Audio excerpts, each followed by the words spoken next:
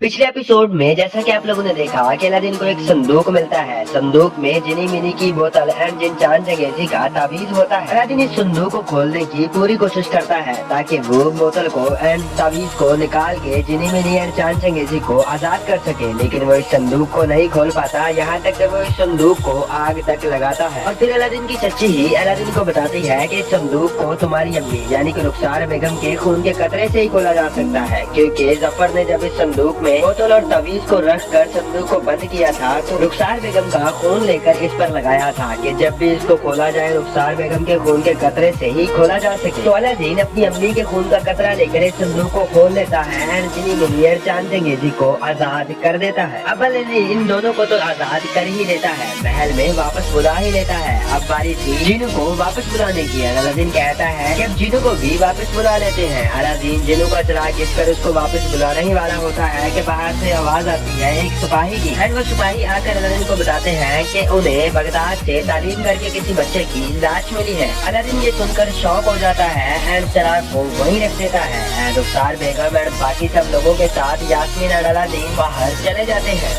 और वो लाश तो मिलती है लेकिन वो लाश किसी और को नहीं थी। अलादीन और यास्मीन जब जाकर उस लाश को देखते हैं तो वो लाश कोयल की निकलती है। अब सिपाही कहते हैं कि हमने यहाँ पर किसी को आते या जाते नहीं देखा। वो जो तालीम करके बच्चे थे उनमें से कोई भी वहाँ पर नहीं था और ना ही शेफान मौजूद था। एंड उसके बाद अलादीन और यास्मीन बैठते हैं कलीन पर एंड कलीन पर बैठकर उस हथियारे को ढूंढने के लिए बगदाद के पूरे चक्कर लगाते हैं, लेकिन उनको कोई भी देखने को नहीं मिलता। एंड उसके बाद ये लोग महल वापस आते हैं। महल वापस आकर काफी ज्यादा सोचते हैं एंड सोचते सोचते अलादीन को याद आती है जिनू की। एंड अलादीन कहता है कि चलो जिनू को तो वापस बुलाते हैं। एंड जैसे ही जाकर वो जिनू को चिराग को देखते हैं तो जिनू का चिराग वहाँ नहीं था। सिर्फ चिराग ही नहीं बल्कि अलादीन के चचा और चच्ची भी वहाँ पर नहीं होते। अलादीन को पहले तो ये लगता है कि कोई आया और चिराग अलादीन के चच्ची और चचा इन तीनों चीजों को उठाकर ले गया, लेकिन होता कुछ और ही है। अब यहाँ पर यास्मीन कहती है कि कोई और नहीं आया बल्कि अलादीन के चचा एंड चच्ची ने ही चिराग को उठाया है और उठाकर कहीं ले गए हैं। इतने में सुनते ही अलादीन सिपाहियों को बुलाता है और कहता है